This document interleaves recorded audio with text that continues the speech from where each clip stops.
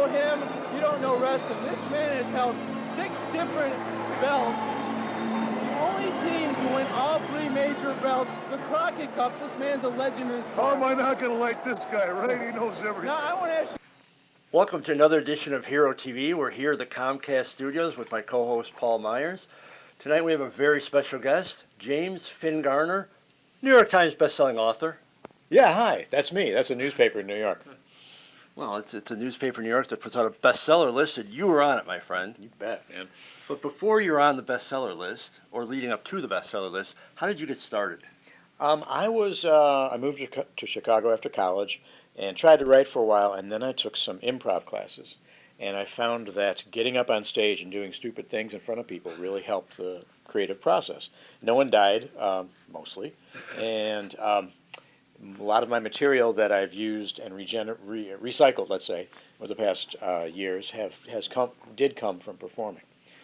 So one of them, the politically correct bedtime stories, was my bestseller, the New York Times, and that came from a cabaret I used to host in Chicago on Lincoln Avenue, and I would read the stories in between other people's acts, and they just kind of accumulated, and I had enough for a book at some point. So growing up and into your days at University of Michigan, go Blue. Go Blue. Yeah, exactly. When did you know you wanted to be an author, or did you want to be a performer and then shifted into author? Well, I didn't. I couldn't be a performer because my brother was the performer, so I had to be the writer. That was my mindset. I couldn't branch into that. I think in high school I read a lot of Vonnegut and a lot of National Lampoon, and that got me into thinking I could actually do that. Those are people I admired, and I thought I wanted to follow in their footsteps. And then I really hated all the writing I did for about 10 years, and I thought, this is crazy, so I'll just perform. Why do something you hate so badly? So I tried performing, and it loosened up a lot of things. So. And also, too, when you were growing up, who were your heroes? Who did you look up to? Who were my heroes? Al Kaline and Bill Freehan were 2 of them. Tigers. Sam Ervin, Senator Sam Ervin. I didn't quite understand what was going on, but I liked the way he looked. He carried himself well. And when you started writing, did it just start flowing, or did it took a process for you? You mean any given day? Well, when you were started to go down this path of writing. Oh, it was terrible. It was just, I hated it. I hated every bit of writing. So I liked having written, but I couldn't stand doing the writing. It's lonely. It's hard work. It doesn't look like it's hard work, but it's really quite hard. So not to be a martyr here, but I still avoid it all the time unless I, actually want to pay the rent. And I can honestly attest that the process of trying to put your thoughts on paper the right way and how to stage it, I know takes a long time. Yeah, you have to get to the point where you're not editing yourself and you're just pushing it out, and it can always be done better later. But you have to put something on the page. That's all it takes to get it down on the page and put it away. Come back to it a little bit later, and also for any writers out there, finish what you start. As bad as it might be, as bad as you think it might be, just finish what you start, because going back to it 6 months later, you don't remember why you started it, really, or I don't. So it doesn't have any fuel to it. Did you use anyone as a sounding board for your writing? Because I know sometimes it helped me having someone actually read it to think, well, is it just me that thinks it's good, or is it someone else? I do belong to a writers group, but I think we mostly drink and talk about writing. And I have a few. My wife helps me here and there, but never show anybody a work in progress. I can't. The problem with writing humor is you have to finish it. It has to be funny. I can't show you the outline for It's a Wonderful Life without actually writing the damn thing and getting it sounding right. So that's a problem when you're trying to sell articles that are or editorials because they're funny. You don't know if they're funny until you've gotten it down. So that's a negative to it. But now, the first time I interviewed you, I believe it was at C2E2. You were dressed very much like you are today. But if people see you at Comic-Cons now, going forward, they usually see you a little different. You're usually dressed up in a little. Yes, I am dressed up in my clown noir getup, where I dress like Rex Koko, Private Clown, one of my favorite characters that I've been writing books about. So even at a Comic-Con, you managed to stand out. And like we said, we were talking to Paul Erickson the last episode, and you guys usually share a table, and you both are in costume. What kind of reactions do you guys get from the citizenry at the conventions? Some people are very afraid of clowns. I do meet them. I think it's hilarious when I stood next to a woman, and I had a big poster of Rex Koko behind me, and I'm in a little bit of makeup, and I got this goofy costume on, and she was talking to me about how scared she was of clowns. And I looked, and I pointed, I'm standing next to a poster of a clown. She says, but that's different. I could talk to you, but I hate clowns. I hate clowns. But a lot of people have a lot of fun with it, too. I actually, my best memory of everything is when a guy showed up in the same costume. So I had a Rex Koko cosplayer come up to me at the booth, and just, that's a freak. That's freaks you out. John, why'd you do that to him? It wasn't me. Now, you had to take a picture of them, right? I mean, Oh, yeah, of yeah. course. Matthew Glenn is a friend of mine now, and he just kind of showed up one day with the small hat and the orange hair and the big tie and the yellow trench coat.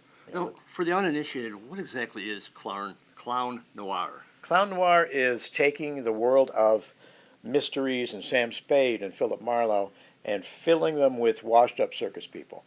So you go to their part of town. It's like a Chinatown, is set apart, but instead of ethnic food, you get elephant acts and aerial acts, blind pigs, speakeasies, strip clubs, and all that kind of stuff. And there you have circus people are always outsiders. They're miscreants. They're exiles.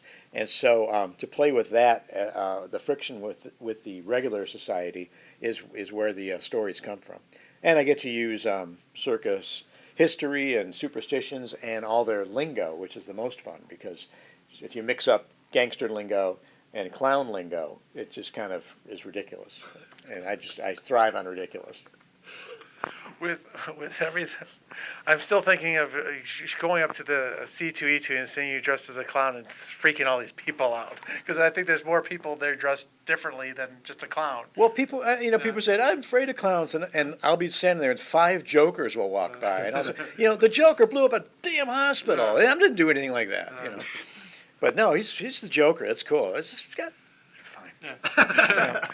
Reading your bio, it seemed like you have had so many different jobs. How has that helped you with the writing process, or coming up with different ideas? Well, I wish I'd been a shrimp fisherman in the bay, but that's one I didn't do. It's terrific experience. You see people who are doing different things, and I got out of college in a recession, so I had to do different things. I had to paint houses and work in bakeries and that kind of thing. And it's just a good way of not getting in your head, like getting out of your head, which I think writers get too self-absorbed and get too in their heads. And that's a detriment. And when you're not writing and things, what do you like to do for downtime to relax? For downtime, I like to perform. I like to watch baseball, and I like to drink, and like to hang out on the water, and love to walk around Chicago, walk up and down the downtown streets, and just see the people and hear their history, and place myself in those different parts of the world. Since you write clown noir, I'd have to ask you, who is your favorite detective, and who is your favorite clown? And don't say us. My favorite detective is Philip Marlowe, with which the Raymond Chandler. It's a Humphrey Bogart character, because he's the most lyrical of them all, because he's the one who says, like, he stood out like a tarantula on a wedding cake, something like that. And the mysteries are completely secondary to the way he writes and the characters he creates. And he's one of my heroes, too. Back in my teens, I started reading him, and I just fell in love with it and thought, this is terrific writing. I just absolutely love this writing. My favorite clown might be Pee Wee Herman. Emmett. I mean, there's the classic clowns, Emmett Kelly and people like that. But of the modern clowns, Pee Wee Herman probably. That's a good choice. He's a clown. Sure. Now, one of the hard parts for me when I go to conventions like that, and I become friends with people like you and Paul, from last month, when I read your books, I'm always afraid, gee, what if this book just isn't good? What am I going to say to him? This guy's my friend. I don't want to. Fortunately, your stuff is awesome. And you're a good liar. No, I bought all your books, and I enjoy them immensely, and I recommend them to my friends. But have you had any friends or relatives, anybody kind of come up to you that didn't like it? How does, I guess, I'm not looking for something negative, but, Like, how does a negative feedback from somebody close to you? It just doesn't come up. They kind of like, yeah, I read it, and they move on to the next thing. There's been projects that good friends of mine have said you're wasting your time on it, and I kind of ignore that advice. But as far as the actual writing of a good solid book, there's people have different tastes. You got to do you have to do what you know is a good book. I look for feedback, but I don't live for it. And again, with writing all these great books that you've written, what was that feeling when you saw it published? Saw it, in the stores. It feels fake. It feels like a prank that somebody's pulling on you.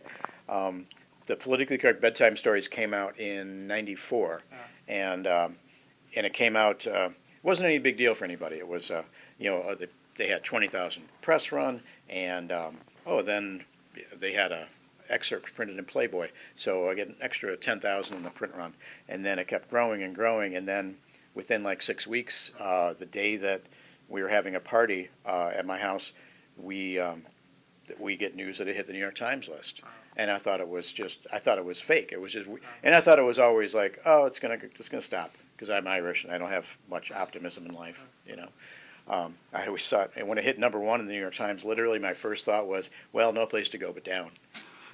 And I was being honest about it. Because of the climax of the scene right now with politics, that must be making your mind think of what is it? This stuff just writes itself, or no? I think there's a different spin on it. This overload, it does write itself. It's barely worth parroting.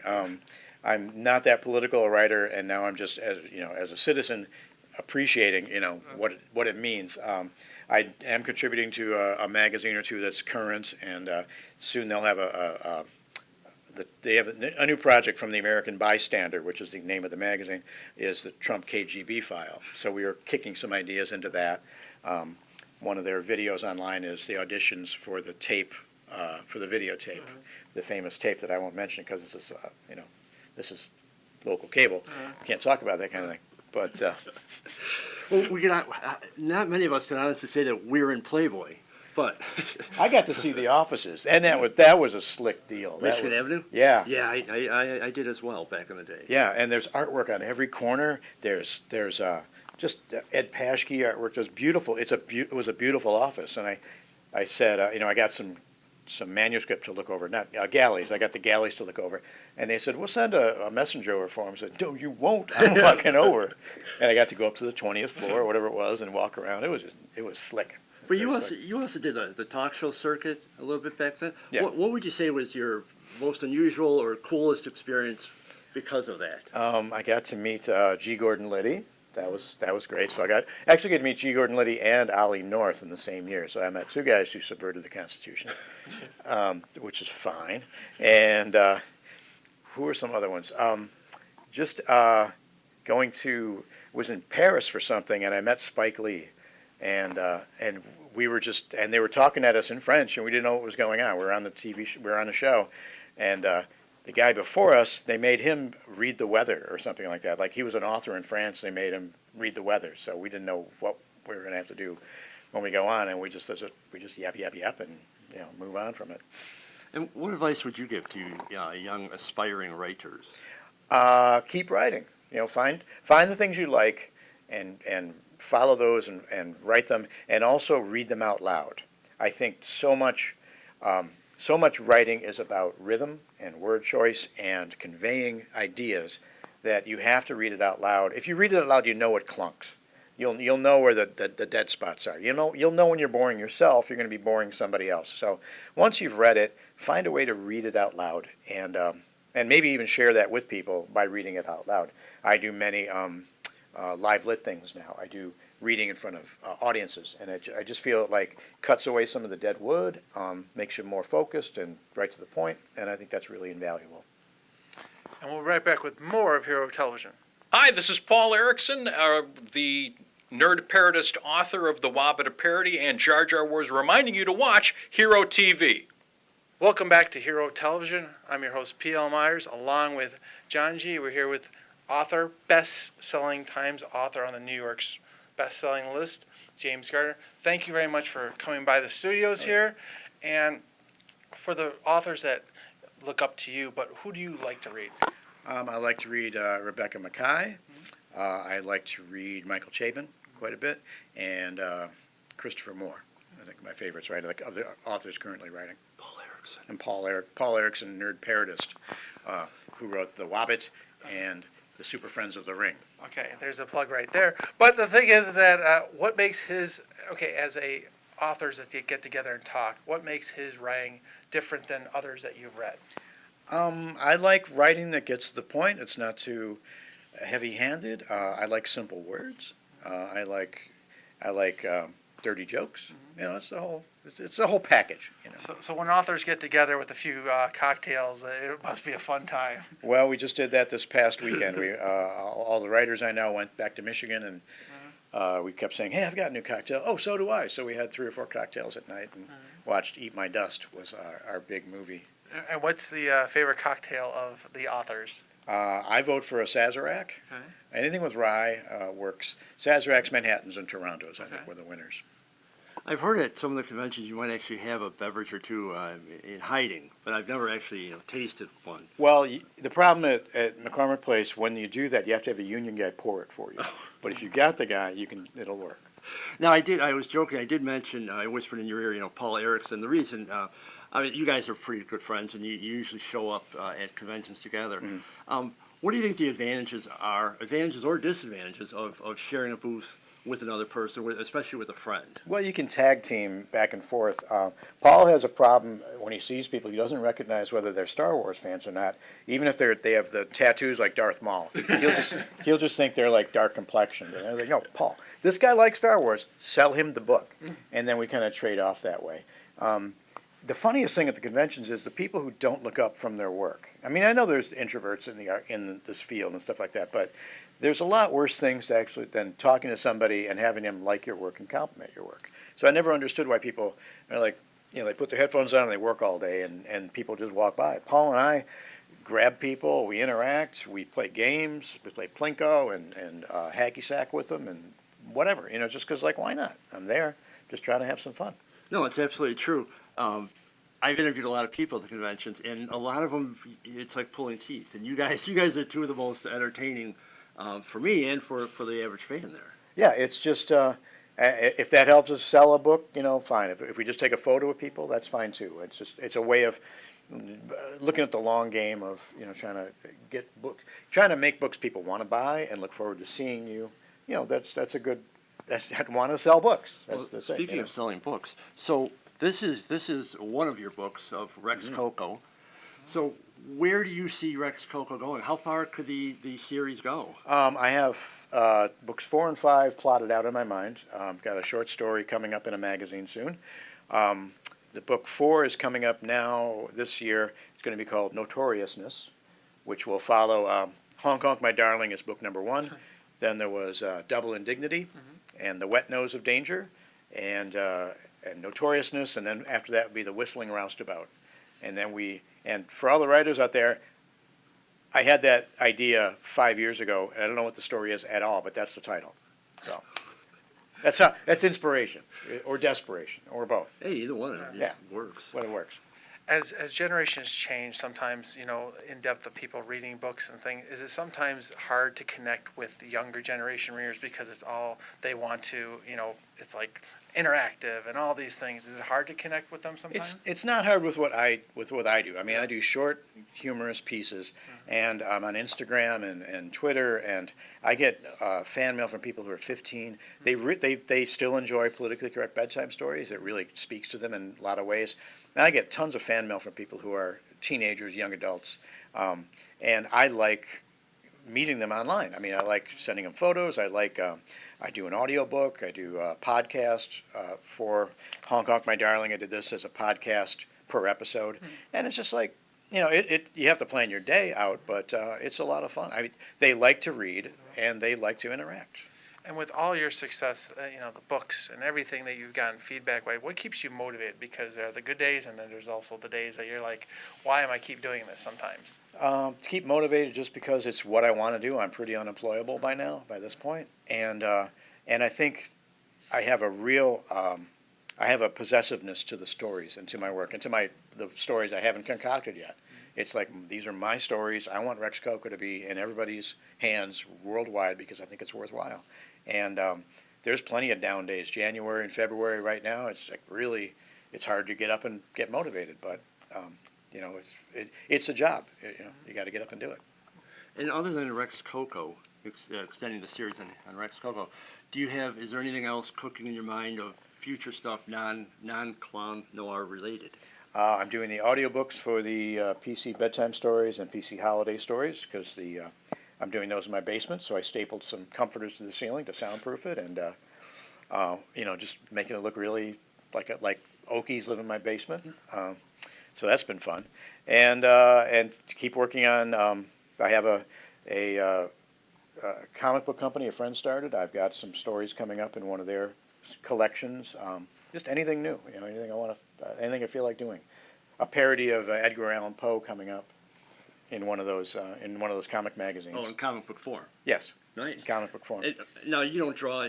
You don't draw the stuff. No. Who do you want to give a plug for your artist? Oh, my artist is Aaron Wright, who did the cover art for my book. He also does the art for my ongoing webcomic, Single White Vigilante.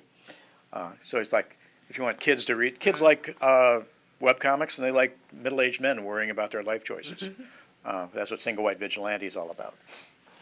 We've seen interviewed a lot of different people, and when you get at these conventions, they'll come up with the different things, like with Sanguli in Chicago. You know, people come with tattoos, action figures. Has anyone brought you something that like threw you off, or like, wow, this has gone to the next level? I did get a bunch of letters from a woman who wanted to marry me to start the apocalypse, which is true. But I didn't get the letters directly from her. They came through my publisher, so she didn't know where I lived. But I wrote a book called Apocalypse Wow back in '97 when the world was going to end. And she wanted to get married to hasten that along. So I didn't take her up on the offer, but it was interesting. Has anyone made any? Pen pal. Has anyone made any Rex Koko dolls? Haven't been Rex Koko dolls yet. Or have there? I can't recall. No. It'd be great for a bobblehead. We got. Well, for a while I was thinking of making trading cards for the characters in Top Town, which would be Rex, Koko, Lotta Mudflaps, who runs the burlesque house, Pinky Piskapink, the midget detective, midget police detective, Bingo the clown, and all those characters. And I found plenty of them. Betty Blansky, the ostrich girl, she plays a big part in one. And so there's all sorts of stuff you could play with, you know, if you didn't mind, if you didn't want to work. There's plenty of stuff to get distracted by like that. Could you ever see it becoming a movie?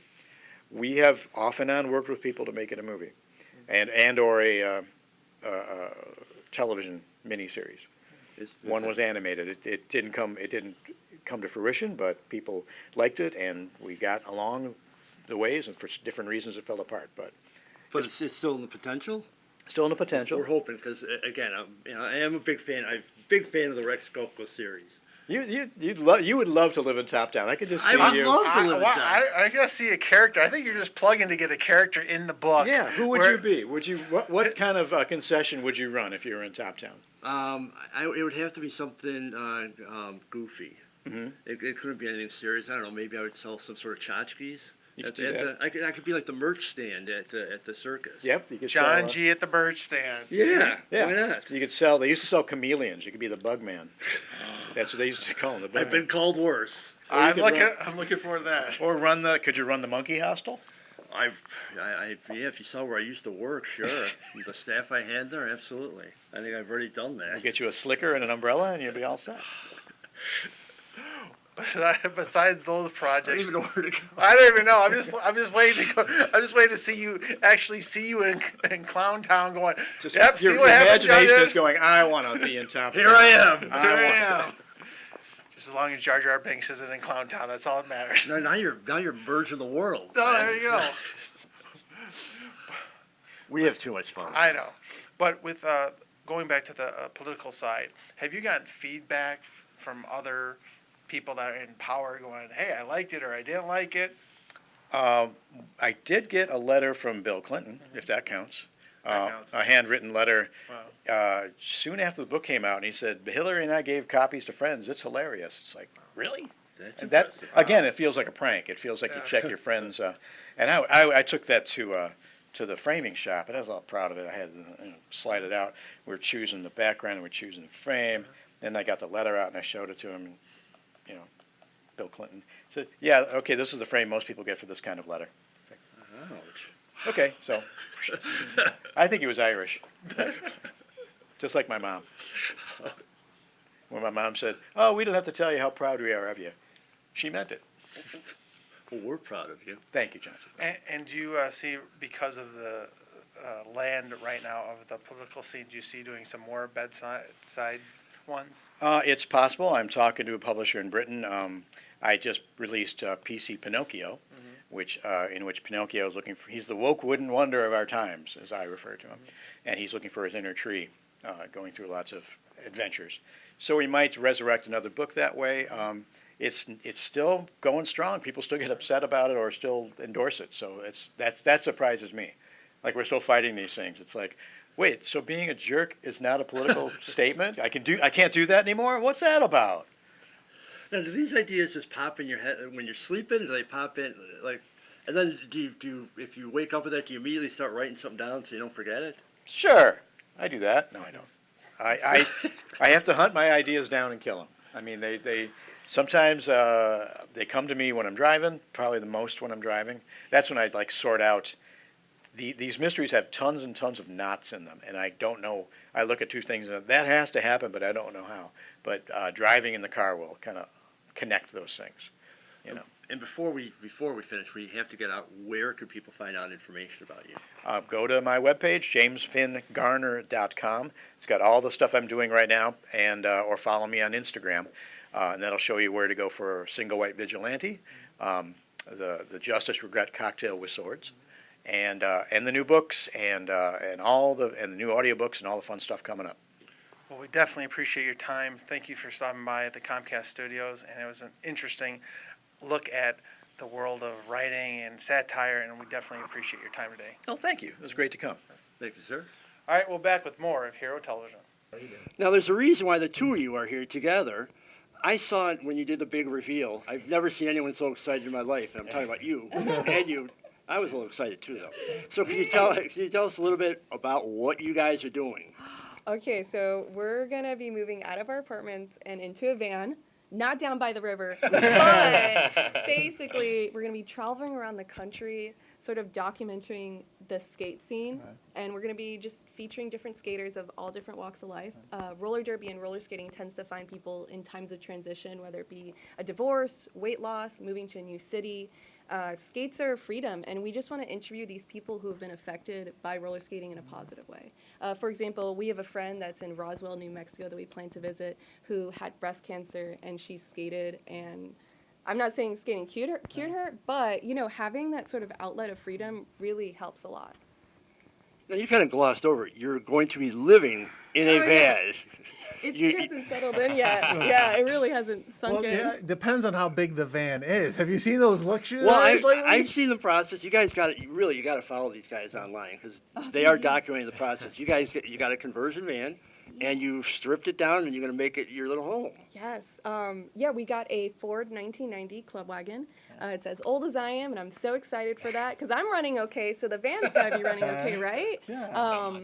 Yeah, we actually bought it in Venice Beach. Lenny was living in LA, so we found a great van in Venice. We figured buy one in Venice, not in Illinois, because it's going to be covered in rust. And then we drove it from California to here recently, sort of like the test trip, and it went great. And over the next couple months, we're going to be converting the inside. We're going to be